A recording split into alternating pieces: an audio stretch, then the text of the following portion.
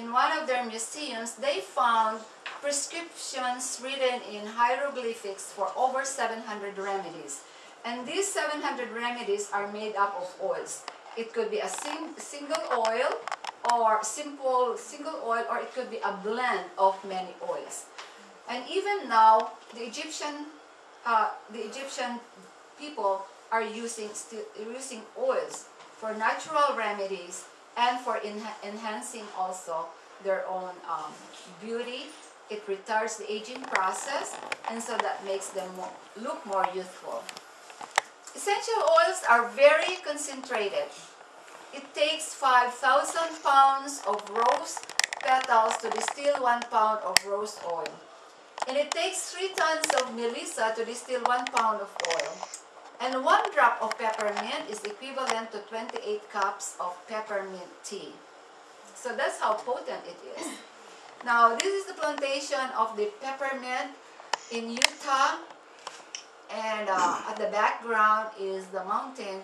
So you can see that when it rains, all the minerals coming from the mountain is the one that's feeding the plantation. That's why they produce good quality and superior quality of peppermint, because they don't use any fertilizers and they don't use any insecticides or insecticides and chemicals. Now, the process that they do it in order to get the oils from plants, they use distillation, because in the distillation they can use the proper temperature. They use low temperature and low pressure. If you use high pressure and high temperature, we kill some of the chemistries and compounds, and we produce usually inferior quality of oils. So it should be controlled. Sometimes they have to distill it for 2 hours or for 3 hours or more than that in order to be able to get the good quality of the oil. So this is the stainless steel distillery. This is the stainless steel cooker in preparation for distillation process. And it is this is the bottling process. Now, we are aware that there are some drug-resistant cancer cells, and there are some drug-resistant antibiotics, and there are some toxic fungus and molds, and there are some antibiotics that are resistant to that, right? Because we have been using antibiotics for everything, we have developed resistance to some of these antibiotics. That's why if you go to your doctor, they give you a small dose, a low dose, but if it won't work, they give you what? A higher dose, and it goes higher and higher. Next time you have the disease, you know, you have the issue, the health issue, then they bring up again the dosage.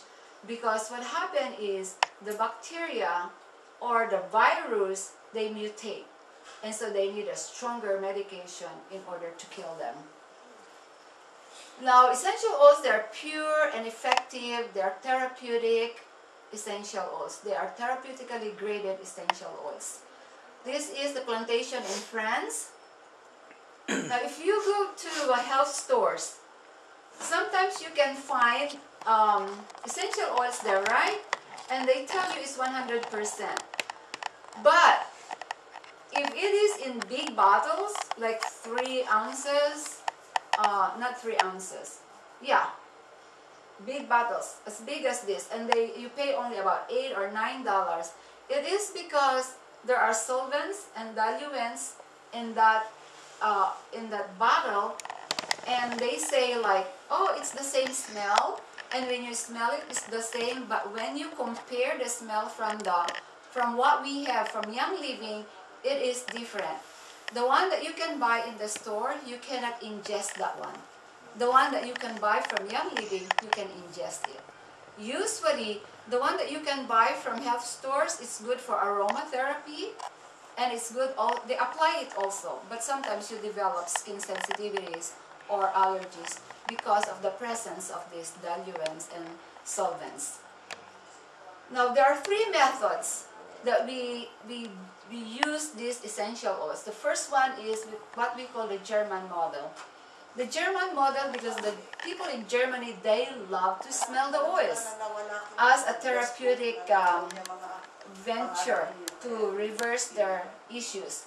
So when you smell these oils, they elicit a faster response than sight or sound, and it is directly linked to the limbic system. The limbic system is where you store your emotions and memories. That's why if you're angry, if you want to apply an oil, you will calm down. If you are so sad, you can apply an oil and you overcome that sadness, because it goes right into the place where emotions and memories are stored.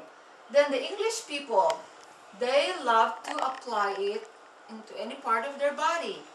And because it's low molecular in weight and it's lipophilic, it allows them to penetrate human tissue more quickly than any other substance. That's why when you apply it, in about few seconds, it's gone. And it doesn't stain. It doesn't stain your clothes. The French people, they love the oil for ingestion. They put it in an empty capsule and they drink it. Or they just put it under their tongue and they swallow it. Or drink your water. Now lavender. Lavender is called the Swiss Army knife.